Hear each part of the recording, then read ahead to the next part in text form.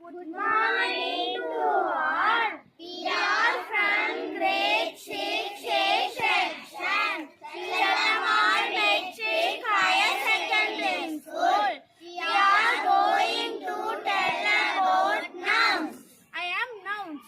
Name of person, animal, place or things. Types of noun. Proper noun, common noun, colloquial noun, material noun, abstract noun. Proper noun. Proper noun are the names of particular persons, places or things. Proper noun, for example, Vinod, Veena, Hyderabad.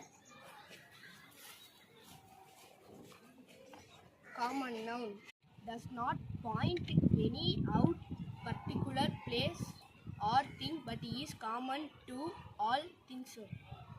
Common noun example, boy, girl,